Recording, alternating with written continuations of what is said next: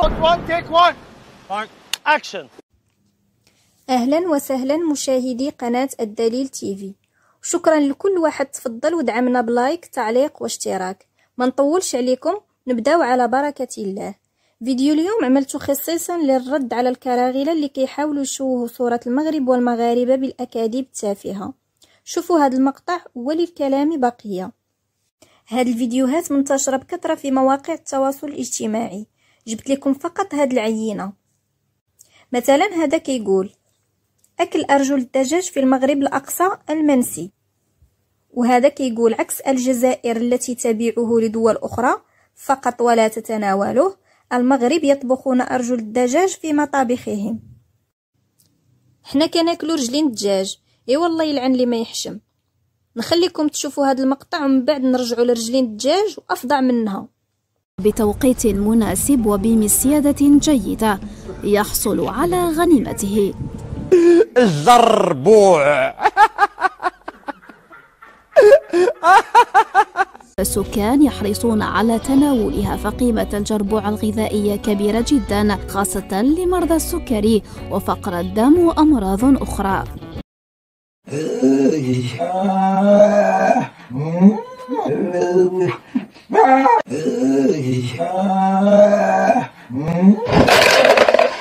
أكيد أنكم استغربتوا كيف ما استغربت حتى أنا. إياه هو كيسانتا ياكلوا الطوبة وقال لك كيتمسخروا علينا ويكذبوا علينا في مواقع التواصل الاجتماعي أننا كناكلوا رجلين الدجاج. وكل شيء كيعرف أنه بمجرد انتشار هذا الفيديو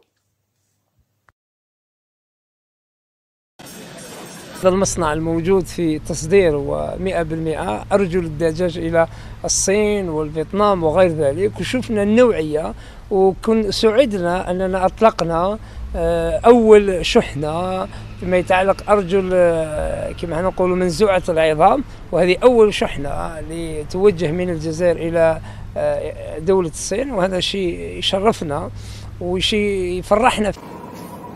يخرب بيتك ده انت عبقري.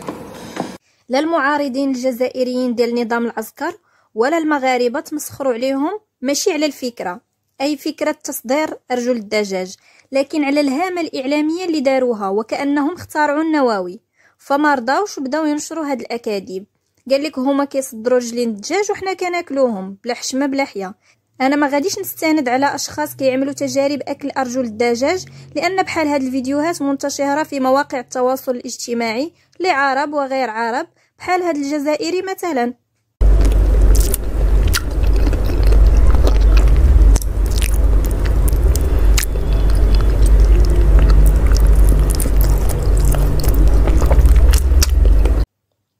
أنا غادي نعطيكم الدليل القاطع أنكم كتاكلوا بقايا أرجل الدجاج وبقايا مختلف الذبائح العفنة. شوفوا هذا المقطع. غادا نضرب الخويا أكبر طر شمال إفريقيا. جريدة الشروق: نقانق مصنوعة من أرجل الدجاج وفضلات الذبح بقصبات وهران.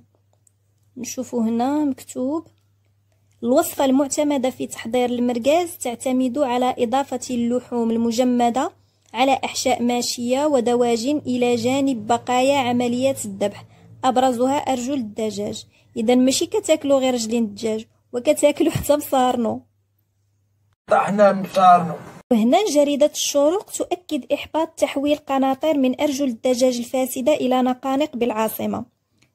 الخبر جاء فيه: فرقة الدرك عثرت بداخل شاحنة على 24 قنطار من أرجل الدجاج كانت ستحول إلى نقانق موجه للاستهلاك بمطاعم العاصمة. هذه فقط عملية تم إحباطها، وطبعا الآلاف من العمليات تنجح.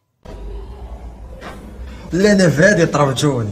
ودابا ننتقلوا لواحد الشهيوة ما تلقاها غير في حظيرة الكبار، وهي أكل السحلية.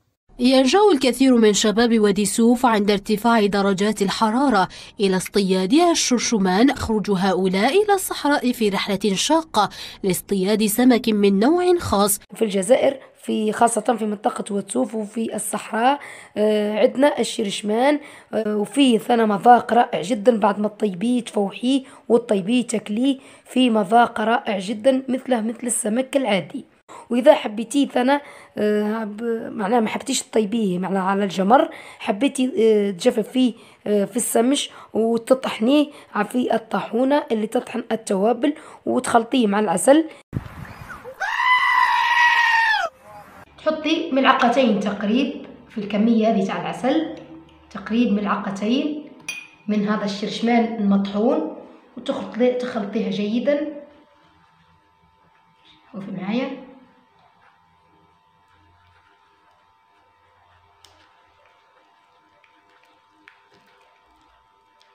بعد ما تخلطي هذه المكونات تاكلي يوميا ملعقه. قل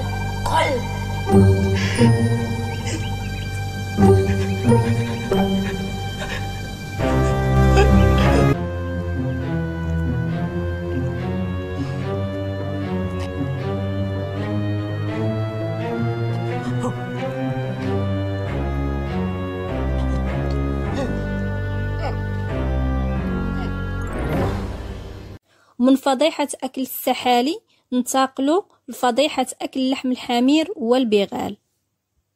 دور أزيد مجال، زيد مجال، احباس هيا جاي. تم مداهمة المكان رفقة مصالح التجارة ومصالح البيطرية لبلدية باتنا، أين تم العثور على كمية معتبرة من اللحوم تقدر ب 1.8 قنطار، وبقايا حيوانية تتمثل في أرجل بعضها لفصيلة الأحصنة والأخرى لفصيلة البغال والأحمرة. عندك الحق.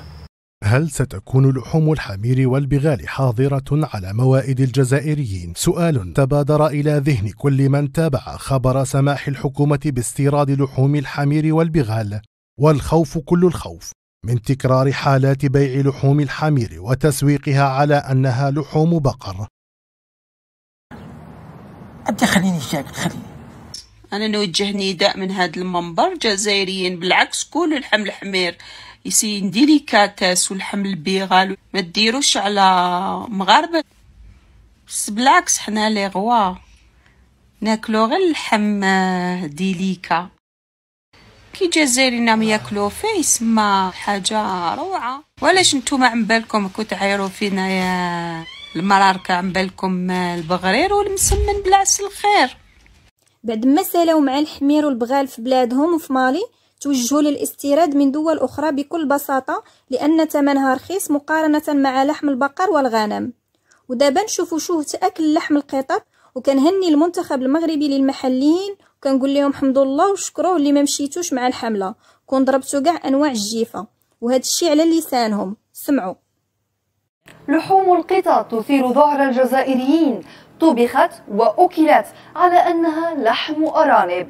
ويذكر أن بلدية قسنطينة هي أحد المدن المستضيفة لبطولة إفريقيا للمحليين، ما دفع البعض لإطلاق تحذيرات للمنتخبات المشاركة بالبطولة من تناول لحم القطط. لا إله إلا الله. حوش كفاية بيه، كفاية.